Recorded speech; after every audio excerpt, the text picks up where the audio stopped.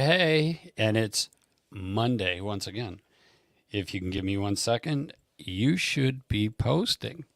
Just as I'm sharing, you should be sharing. Because you know the story.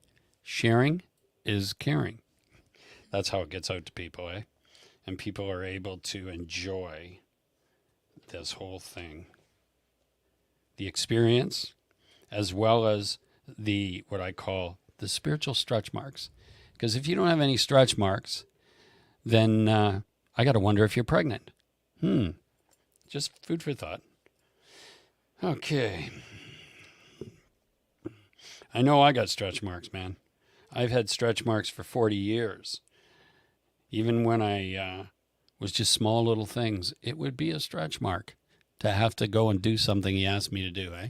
It's always like that. It's crazy, eh? You got a few of those too, don't you? From those days of, stepping out when you were like, ah. I think I'm getting one right now. Are you? Yes, you probably are. All right. Beautiful.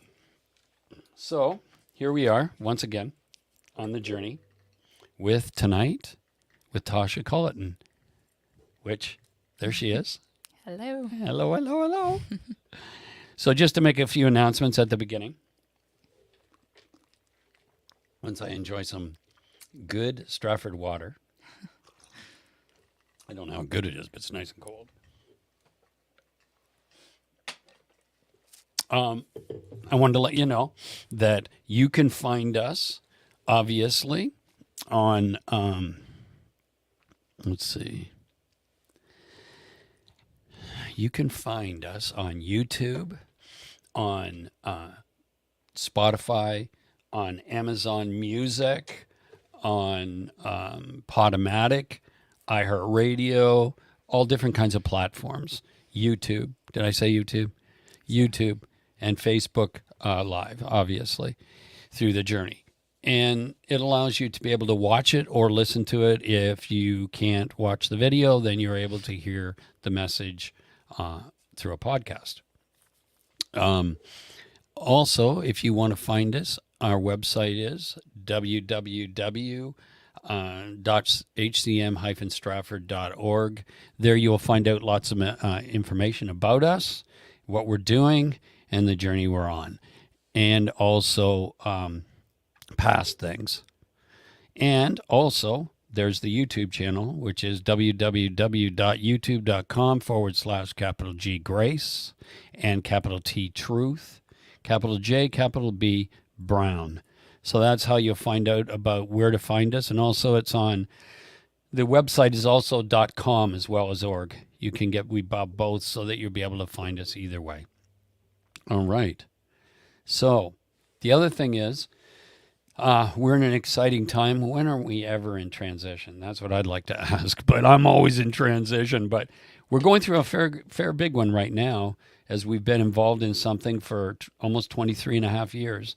And the Lord has really opened us up to what we've been doing the last 3.5 years, which is the Journey program, as well as other things that we're doing through that platform. So we're going through a shift right now, transitionally.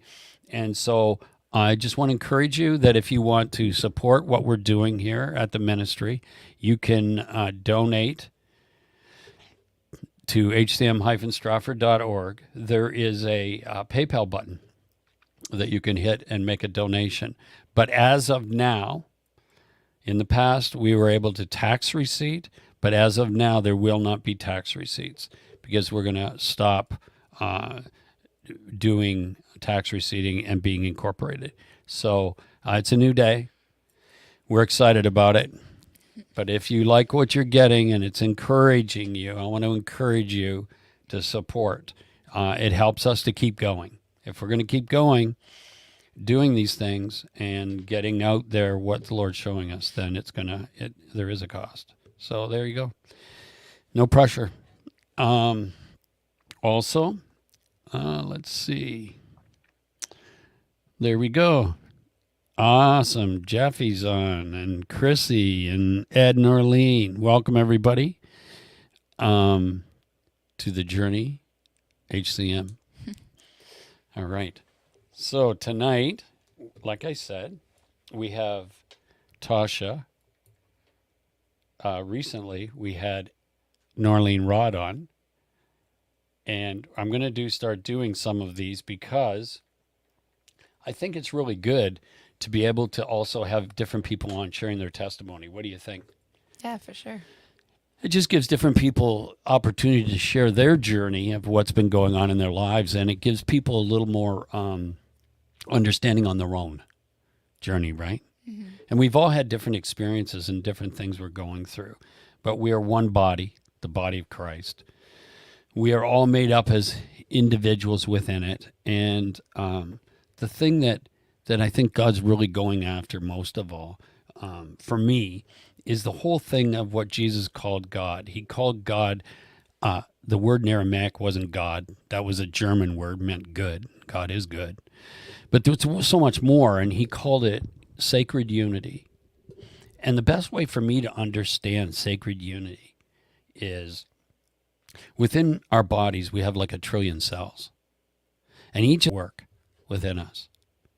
That's amazing and like a miracle to me, and that all those cells work together in sacred unity, except when they're broken, but they're supposed to, and that we are one, all together collectively. They're John Brown. Now, in the body of Christ, Paul talked about one new man, because they're using picture language to bring us to a higher state of understanding, because most people don't understand. They think that they're separate from everybody and that we're all individuals flying around somewhere. But we're all united in sacred unity, Christ being the head of the body, meaning the mind of God. And so we're trying to come into a greater understanding of that to understand what Jesus meant when he said, whatever you do to the least of these, you do to me. Boy, we'd think differently if we actually believed that. There wouldn't be, 42,000 denominations in Christianity. We would think differently. It wouldn't be about my truth, your truth. It'd be about sacred unity. That's what Yeshua was all about, sacred unity. And so when we understand that, even to the least, he says, love your enemies. Love your neighbors as yourself. Love your enemies. Like he's trying to take us to a much higher state. So there's a statement that says, as below, so above. That means if you look at my temple, you look at all the trillions of cells, now we're looking at there's higher understanding here than division. There's unity, sacred unity. Yeah, we all have pieces to the puzzle. All of us. Like And we need each other, every don't we? religion, Buddhism, there's all truths to get from them. Like, Yeah. nobody has it figured out as far as I'm concerned. It's No, they all are seeking truth. That's the thing. And sometimes, but they don't know his name. right. But does that mean they didn't meet him?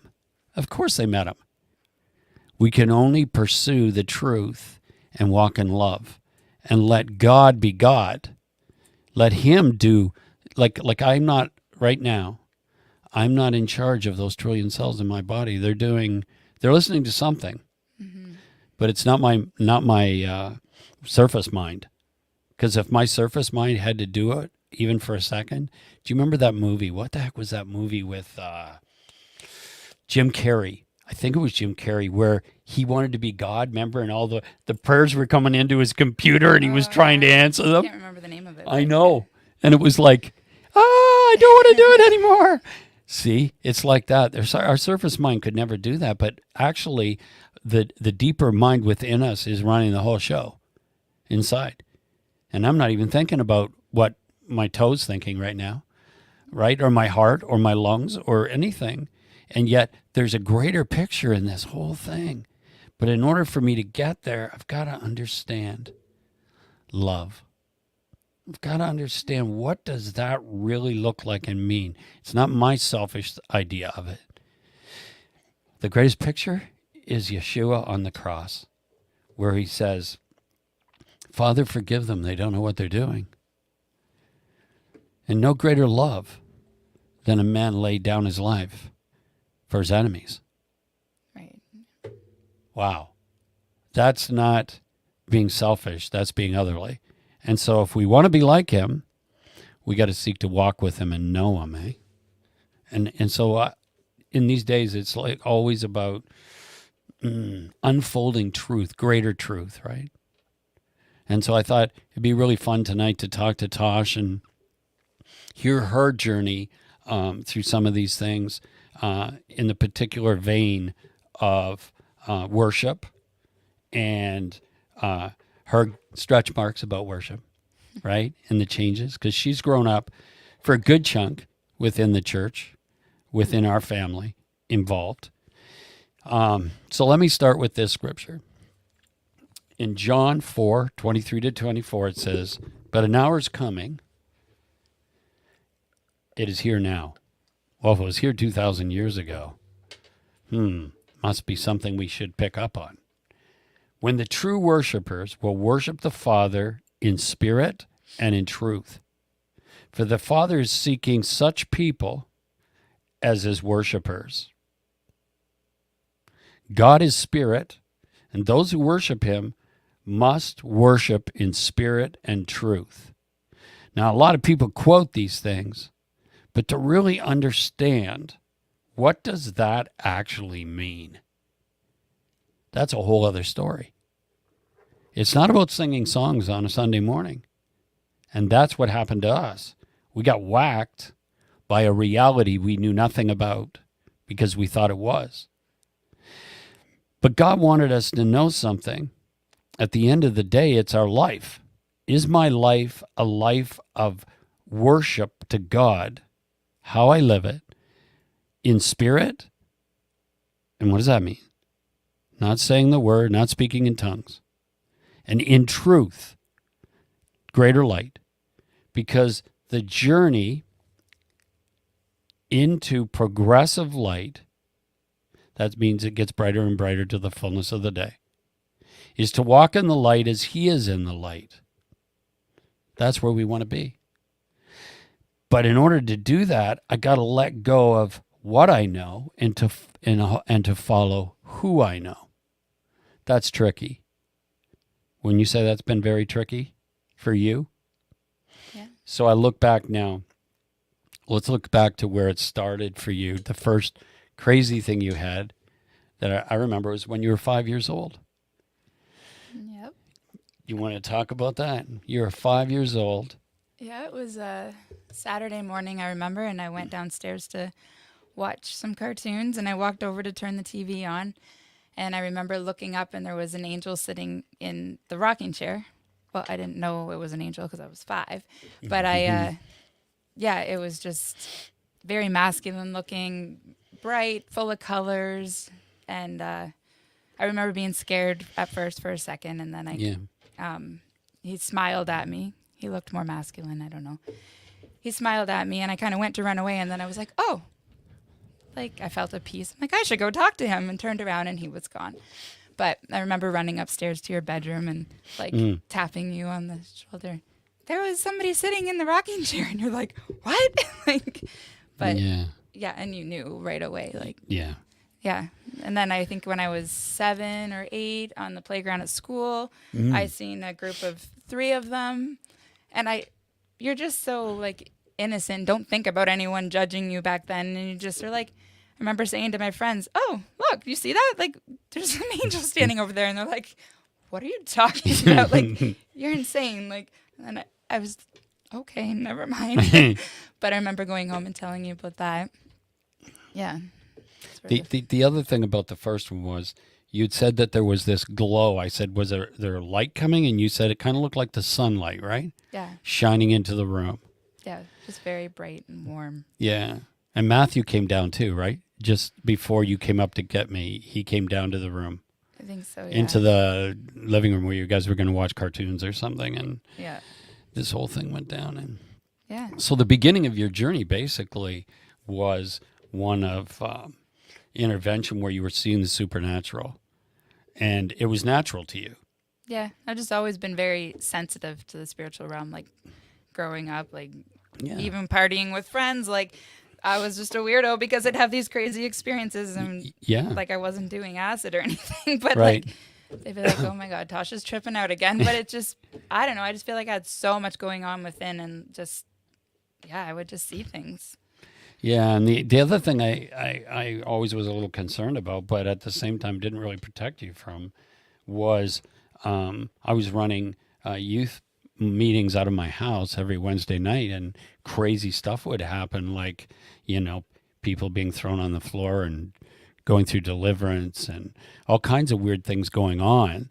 And there you were as a little child watching it in the living room. It's like, what's happening, Dad? And it was natural. In other words, it was natural for you, and you believed in this other dimension or this other world called the heavens. And but still, you were going to have to work through it because a lot of people around you weren't kind of that sensitive to it, right? Right. Yeah. So then you went through a process of years of finding yourself, and I would call it finding your own faith. I'm still going through that process. Are you? Absolutely. But you know what I mean? Like Yeah. I remember you telling me that for part of the time you used to tell my testimony and a testimony I have, which was about you getting healed, your hip, but yet you were telling the story. It was like I had to walk it. You lived it, but was at more 2 years old. It was your testimony. It happened to me, but I didn't. Yeah. I don't remember the experience. I'm grateful for it Yes. because I'm walking today. Yes. But yeah, that's So you had said to me at one point, I've kind of leaned on your faith, and what was happening was you were realizing you needed to have your own. And I think that was a huge step. It's a huge step for a young person that's lived especially in a Christian home, to realize that they now need to step forward into their own experience, even though you had them as a child. But now all your friends are partying, getting high, doing their thing, and you're with them. And that's where you were talking about having experiences, but a little bit freaky in the midst of them, right? yeah. But I've always been super open. Like I am who I am. I just say how it is or what's going on. They embrace it. Yeah. Yeah, it's not something unusual, but at the same time, you weren't acting self-righteous about it. No. And that way they were still able to actually stay as friends, Yeah. Where a lot of people then do. They kind of pull away from everybody, and they think that they've got something that others aren't seeking for, and that's too bad. Because we're supposed to be a light in the darkness, not, remember that child's song? Don't put your light under a bushel basket, Yeah.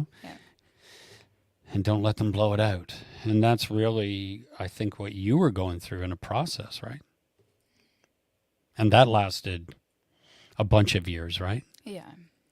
Probably right into the early days of the first bunker that I ran. You were still at the bunker in the 90s, Yeah, I was right? young then. It was like 20s probably. Yeah. Before. You really started to solidify in some things. Yeah. Yeah. So, I want to bring in an experience I had in order to help with the next leg of what started happening with Tausha and others around us. Is in 2005, after I'd had a near-death experience in 2004, I went into this whole thing. I went to Niagara-on-the-Lake because when I came back, I was looking at things differently. And I went to Niagara-on-the-Lake, and I had this unusual experience. I'll see if I can pull it up for you. Let's see. No, right here. So I'll put it up so you can see this, and I'll continue to talk about it. So you can see here, there's a sailboat, and it has perception written on the side of it. Well, the Lord had been talking to me about perception after the 2004 NDE. And I I didn't totally understand what he's talking about. Remember, light's progressive here. So you got to kind of jump in and see how this unfolds. So you've been talking about it from the aspect of worship. So he was saying to me, he said, you know, when a sailboat's going through the dock, coming out of the dock area, it's got this little 3-horse motor. And the 3-horse motor gets it through the docks. But once it comes out into the big water, that 3-horse motor is useless. They shut it off, they rig the sails, put them into the wind, and away it goes. And this is what the Lord was showing me. He was saying to me, John, I want you to sense my spirit and follow me.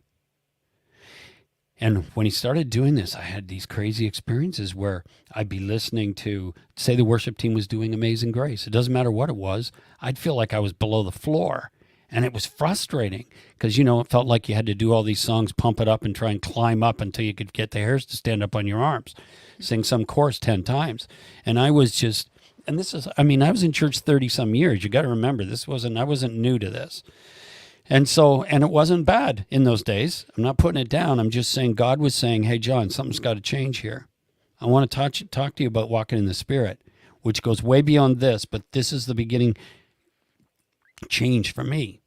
And so he's saying, once you get in the big waters, you put the sail up and you let the Holy Spirit take you. I'm going to teach you when music ends and the Spirit or the Spirit say goes right and you're still in music, it's not me.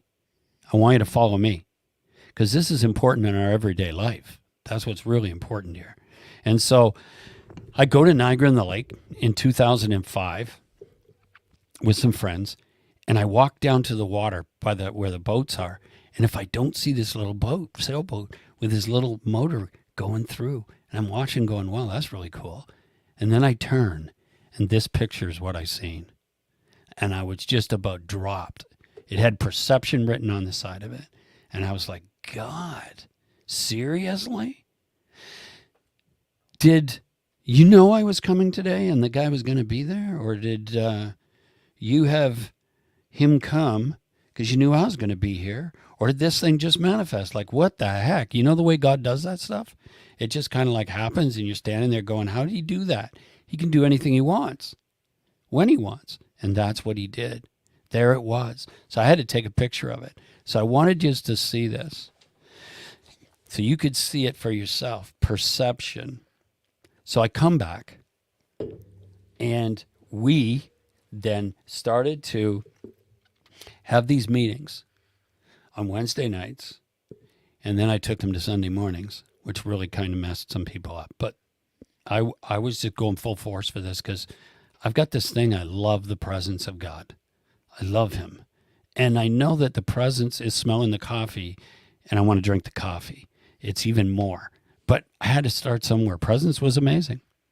And so we had this thing we started doing, and we started training in a thing I called learning to fly. And at that point, it was kind of bizarre because what would happen was he was teaching us how to sense his presence, whether it was on a guitar, a vocal, a drum beat. And we'd say to the musicians, whatever you do, don't just fill in the blanks because you want to play. Mm-hmm. If you're not feeling led by the Spirit to play, don't play. Yeah, some people didn't like it though. Like some people just stopped coming because they were so talented. They like wanted to play, and like they weren't into being teachable, I guess. Well, it was much more about the performance. Yeah. Than it was about learning what was really going on here. It wasn't about music, but we thought it was. And it was amazing. We hit some times. Well, you could talk a little bit about, this is when you started to come in, right? You and Dan and others, Sean and even Timo.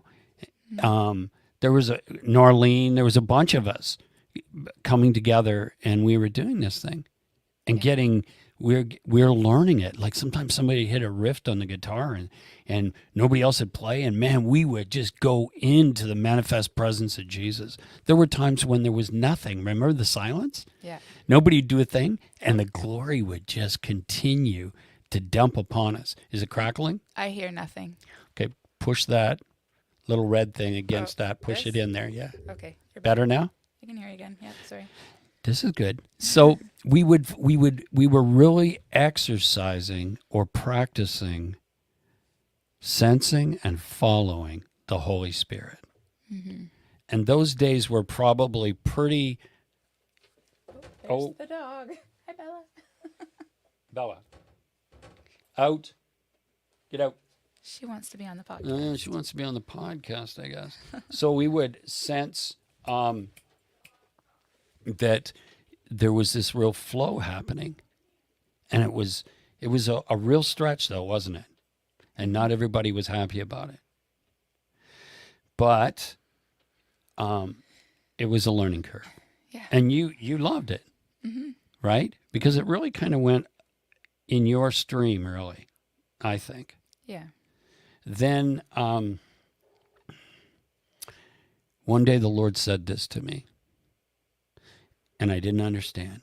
He said, John, I can't take them any further until they tune their instruments. And I said, what? Tune their instruments? And he said, yeah, it's their hearts.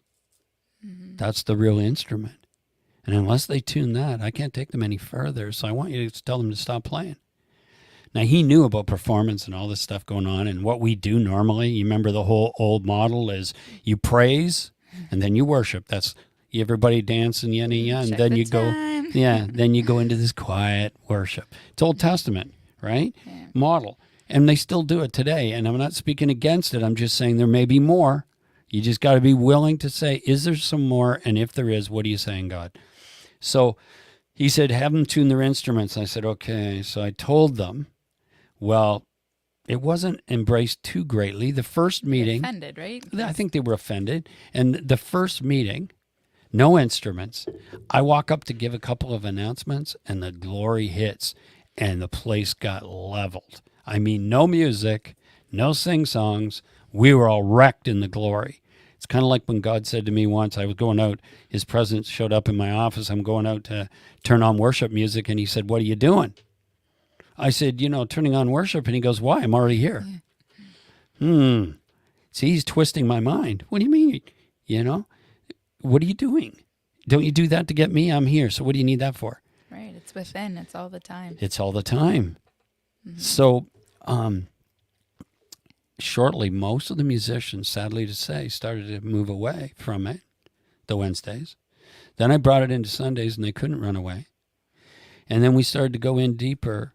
And let's see. And in that time, there was a lot of good things happening, but there were also some tension going on in our church, which eventually caused a division, which sucks. But these things happen. Right. I wanted the presence of God, and so did everybody else, even the ones that left. It's just it's hard to let go of what you know to follow who you know, because we feel safe in what we know. And people don't like change. And people don't like change. That's for sure. And it's comfortable and secure. And yeah, it's pretty scary to take these steps. In the early days of this, it wasn't easy, and I've taken many since, but it's important because ultimately we all want to know the Son intimately. But if we think we know, we've already blinded ourselves, because I say, you can walk along the edge of an ocean. It doesn't mean you know what's in the bottom. Well, eventually just singing songs doesn't become enough anymore. Like, who cares? Go jam with your friends then. Exactly. That's a great time. But if you're not, if your intention is to go in deeper and to fly. Exactly. Yeah. Yeah. So the next phase that happened for me, leading up to you, was in 2010 when I was running the School of the Holy Spirit.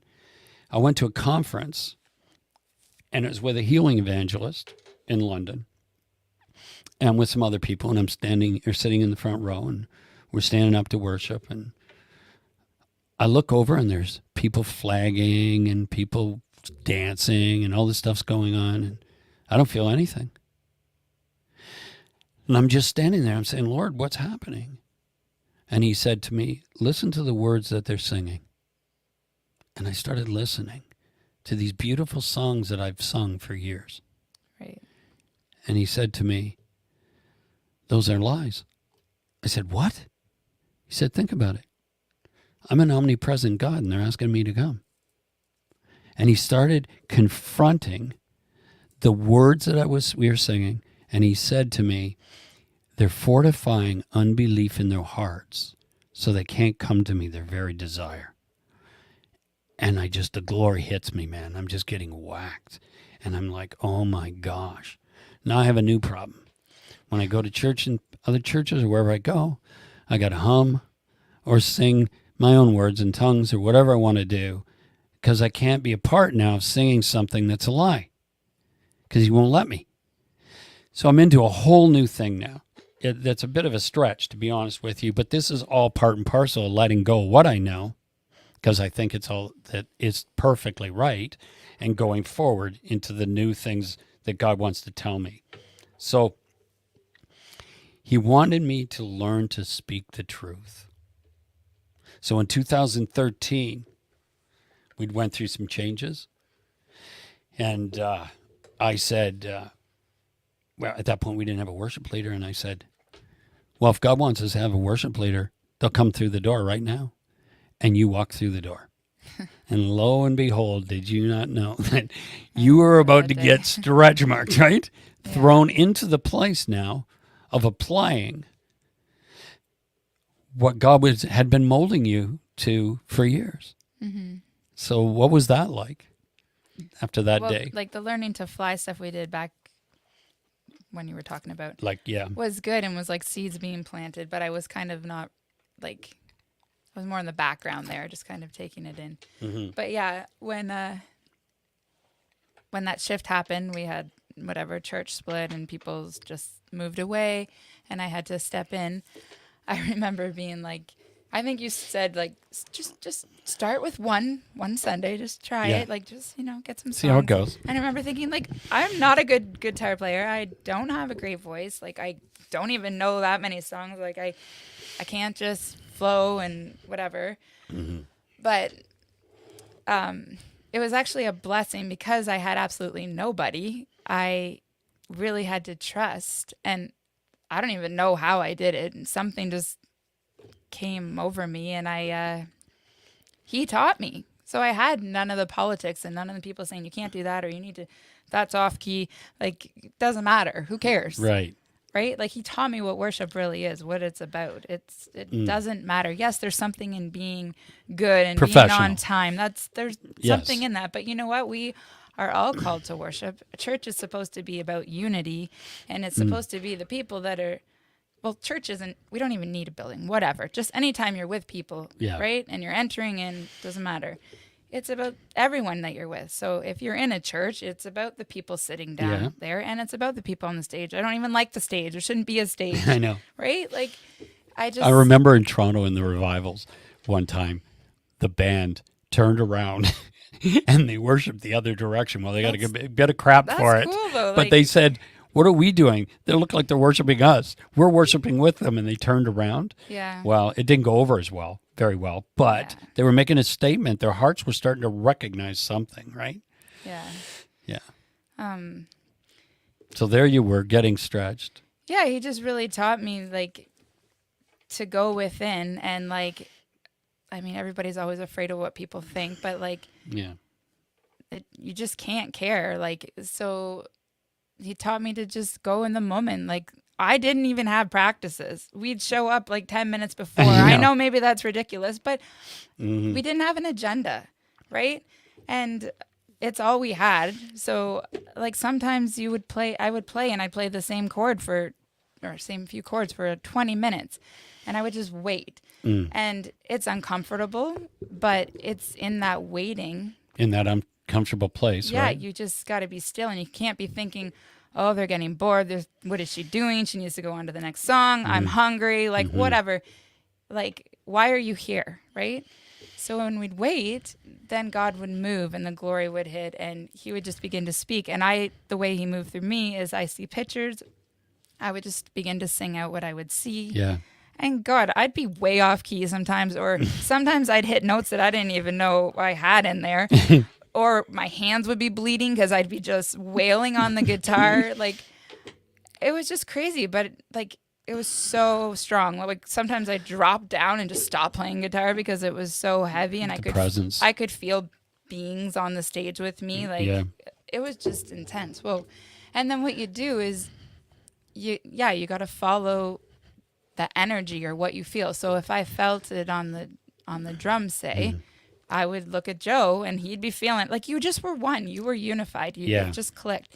And he would give her, and I'd just be like, right? And he could play for 20 minutes as long as need be if it was on him, right? Or Alicia would start singing, or she'd say to me after, I had the exact same words, or I seen the same picture. Like, you just knew. Yeah. Or somebody down in the audience would start singing, and we'd quiet down and we'd let them speak. Yeah. Because God's moving through them too, and she has something to say. She's an important part of this, right?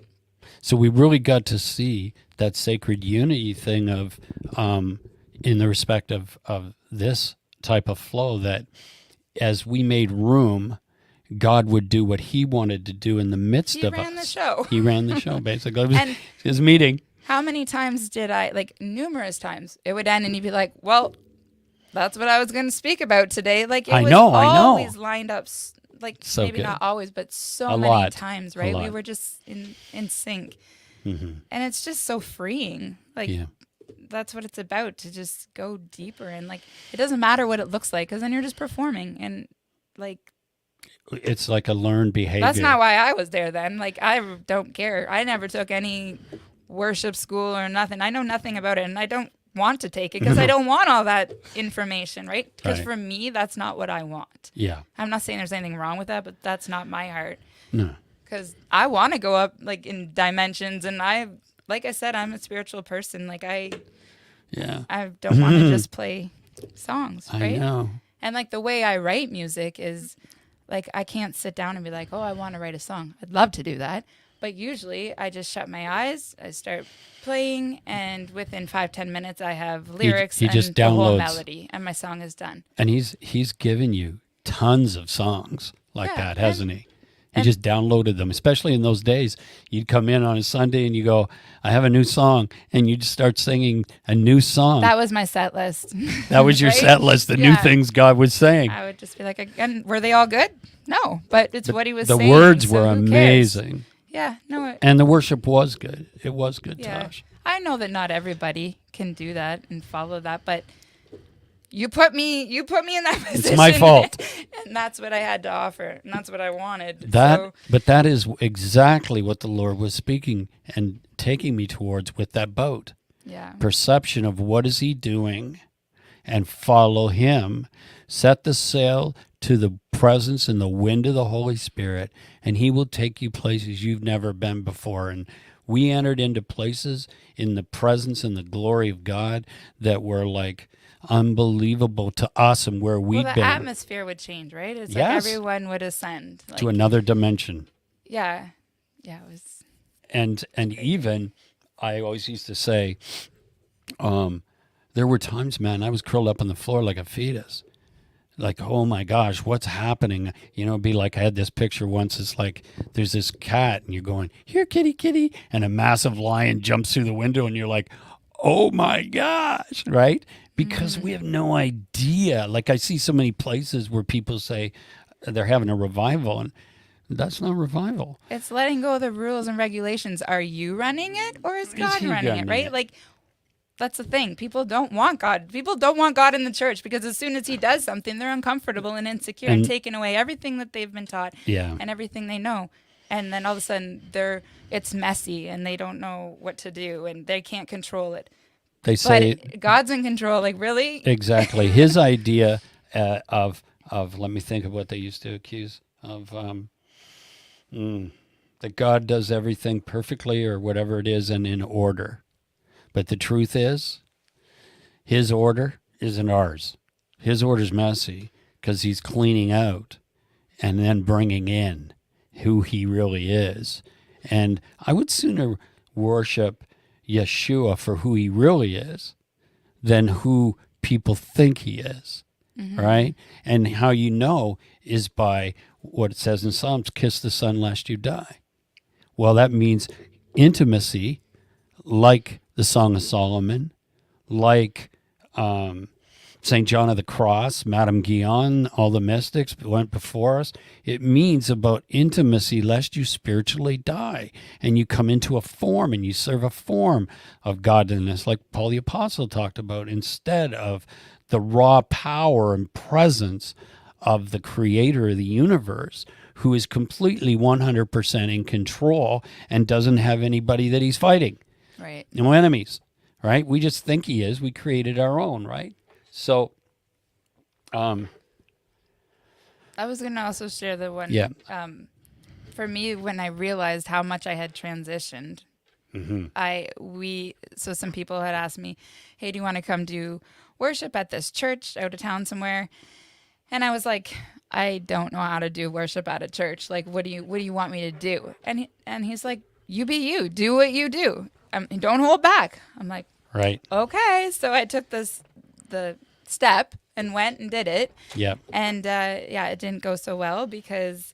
Well, it went exceptionally well, actually. Yeah, but like it was scary because you're feeling like all the judgment, like just. Yeah, I know. I wasn't used to So that. what you should do is, one, explain what was happening in the spirit and what the manifestation was. Yeah, it just started to get like, I wasn't even really playing guitar. I was just like waiting and listening, and the music was going, and it just started to get really intense.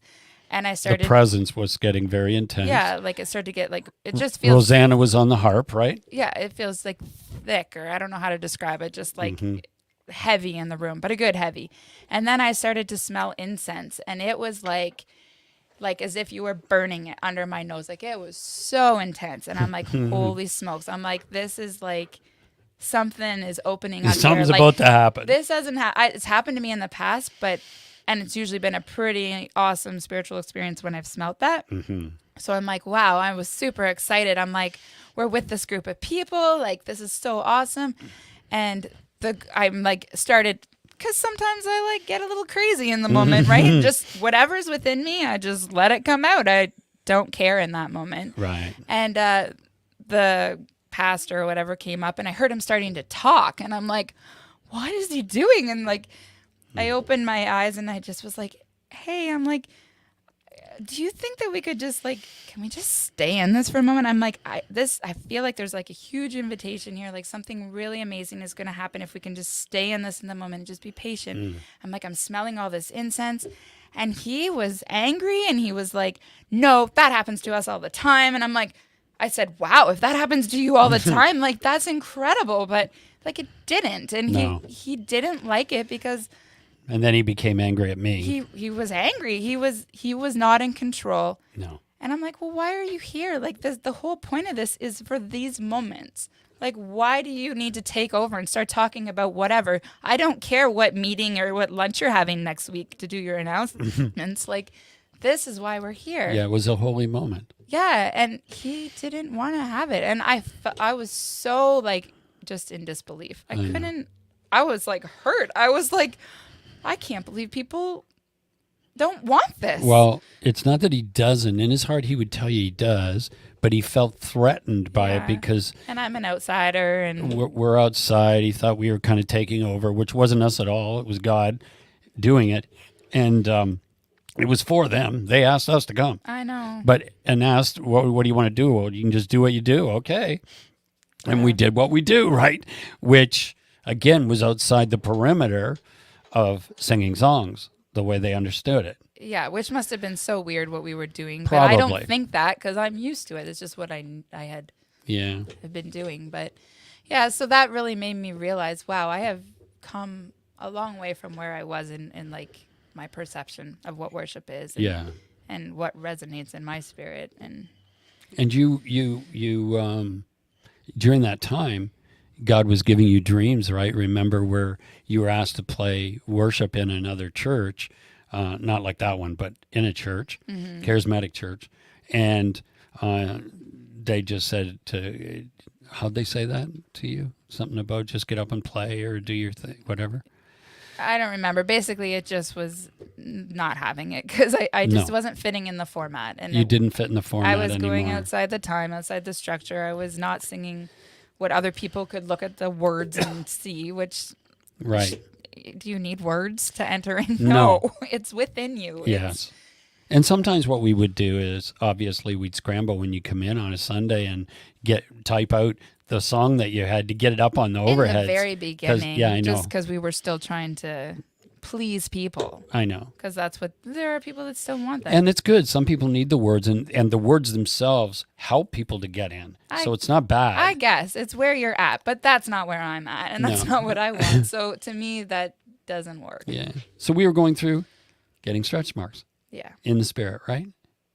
But God, in his incredible love and his grace, over that time, he would give you experiences to confirm to you to continue. I mean, literal, like your dream there, or was it a dream when you were in Mexico?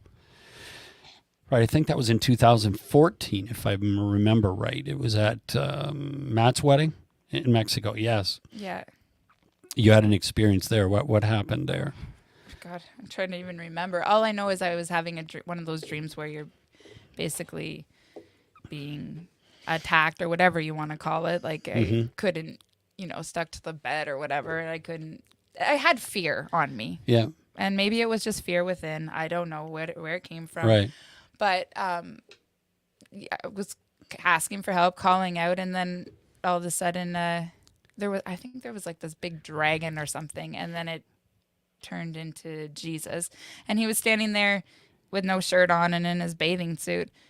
And I remember being like, and I walked up and smacked him in the face in my dream, and I was like, "Are you?" And he just started laughing. He's like, "Yeah," and just. I mean, are you real? Are you Like, real? I was Right? like, are you really this like him? Yeah, like. But then all the fear was gone, and I had the peace, and it was just. I just know showing me. the next day when I seen you that day, you were so impacted. I had. Oh, he did say something to you too. I Do you remember what I that have was? it wrote down somewhere, but I had said, or I had seen myself telling you about it, and I was crying like in my dream. Yeah. And then when I went and told you about the dream, which I wasn't feeling emotion, I started bawling because I was feeling the moment again, or the glory. Yeah. Yeah. I don't know. There was more to it, but I can't remember. Yeah. Well, we were just going off the cuff here. Otherwise, you could have had it here. Yeah. But it shows you again just how real, how intimate, and how much he's a part of our lives. How he came to you there to confirm, I'm just like you. In other words, it wasn't like he was in some holy outfit. He was at the beach. Right. And yet you couldn't believe it was him. I smacked him. He didn't care. Are you real? Are you real? Right? Like a little kid, right? Going, hey, are you real? And but then you experienced his peace, his presence, that overwhelming love from him. And I knew it was him because of his eyes. Like you just know inside, right? There's just a knowing. Yeah. Yeah. Wow. That's amazing. And so he does give you things over time about like that to keep you on track, right? Because we all, like you said, we're all on this journey, and it continues on, right? Yeah. I mean, yeah, it's been fun. You've done a bunch of those songs now, even on a stage in what we would call a secular market, and people love those songs. They listen to them and are very open to. Because I'm not sitting down writing a worship song. I'm writing my heart and what comes out. So yeah, it's like. But yet, then a lot of songs though are to the Lord and from the Lord, which is really wild when I see people really love them and get into them. And it's like the Lord said to me one day. He goes, "Yeah, you're having church, and the people are coming to church, and none of them go to church. They don't even know they're at church because it's a bar. It wasn't a bar, but it was a coffee shop. It's about love. It's about what's within, right? And it's about just loving people, and they just feel your heart, and they feel you're genuine, and they feel when you love. Yeah. They know what's real and what's not real. Yeah. What's fake, what's just a facade. and something that is genuine. I learned that in the early days in the 90s in the bunker, right? That you couldn't, when you were with street kids and that, you just couldn't, tell them one thing. They could read right through you in a minute. You had to be real. Mm-hmm. And when you were real, they knew it. Yeah. They couldn't always understand why you were, doing something for free, but they knew it was real. Real and not judging. And not judgmental, Mm-hmm. right? That's what love is.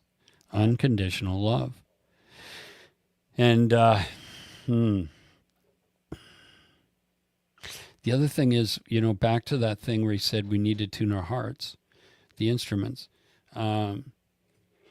What we've learned since that time as we grow more and more in this about different levels of perception, I call Jacob's ladder after what he's taught me, and that they're really levels like frequencies.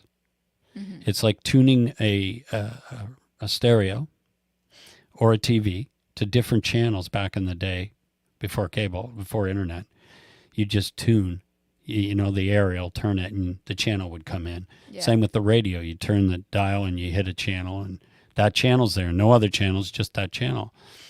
And that's kind of the way I'm understanding this more and more. God created things in a multidimensional world that is levels of perception and awakening, to the place, that frequency of love. Who he is love. That's the highest frequency. Light is the combination of 7 colors becoming one, the seventh day, the fullness of the day, the perfect day. These are all the same thing. It's the journey. We're on a journey to the place of love. And he's wanting us to tune our hearts. Why? Because he wants the frequency of our heart to be on the same frequency as his. Mm-hmm. That's what it means. When our heart, and that's where you were picking up the songs, is from his frequency of his heart. And when we would hit it, even though we hadn't known how to live there yet, because that's where he's calling us all to, is to live in that frequency. Yeah. That is what his reconciliation of all things is on the planet. But we were being taken from a place of learning how to fly, not knowing really what this is all about, to hitting something at times and just getting like, what the heck? It's like you opened up a vein and a hurricane came in the room. Yeah. I mean, and we've been on a journey to learn how to tune our hearts, put our hearts wide open. Yeah, it's to the frequency of love. Yeah, the heart connection. Yeah. Yeah, and I think just it's about like not thinking you have it figured out. I think living in the place of not knowing and being okay with that. Like, yeah. As a Christian growing up, I'd always feel like I had to talk to someone and have the answers and be like, like when you're having a conversation, you got to explain everything. Yeah. But now it's like, if I'm talking to someone and I don't know, like I just say, I don't know, like I'm on a journey, like, yeah. And I have so many more different beliefs than I did back then, just because he's fine tuning the lens on the camera. Yeah. I don't believe a lot of what I used to believe, and that's okay. But it's so freeing to be able to just talk to anyone and just be real and not pretend that you have all the answers, because you don't. No. Right? None of us do. And always being able to be teachable and not think that you're the only one that has it right, because then you're closing yourself down from what they might have, because everybody's living, we're all equally living life and going through these experiences. And so they just might have a piece of the puzzle. It's like, do you think that the eye can have something to say to the ear, and the ear have something to say to the eye? The eye might not be hearing what the eye is seeing, but he needs to know what's going on. That's why it all works together in such beautiful symphony. And you can't be afraid to explore. You can't be afraid to go out there and learn Ask questions. From people. It's okay, right? Yeah. God's in control. You're okay. You're okay. Like, you're going to be okay. It's not a bad thing. It's a good place to be. Oh, it is. It's beautiful. And I think that the whole beginning of it really is about not being afraid to ask a question. Mm-hmm. Right?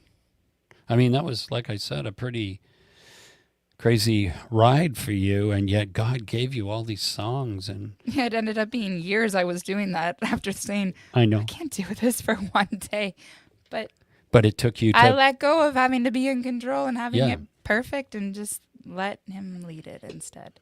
yeah, I mean, I'm not doing that these right days, now. but But you started playing for quite a while in that coffee house where you were able to take those songs now and put it to an audience that wouldn't normally get to hear it, and they were encouraged and touched by it. And we don't know all the seeds that get planted. That's God. He's the guy that's, we put the seed in the ground. He's the one that causes the growth. right. We don't do that. No more than we cause a tomato seed to grow in the ground. Yeah. He does. He gives the growth. He's the guy with the vineyard, right? Mm-hmm. And that's the beautiful part when I quit trying to make something happen, and I begin to rest in what he's doing, Yeah. like in the worship. Everything changes, right? Mm-hmm. Yeah. Anything else you'd like to say or that's on your heart? We could do this again sometime with the guitar, maybe. Yeah. But anything you'd like to share that you think? Well, you can think for a second if you have something, and Okay. I'll just look down here at the comments to see if anybody has anything they'd like to ask, any questions, comments.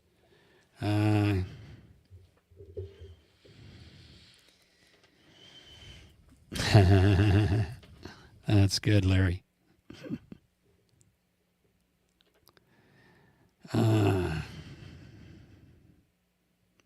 Nice.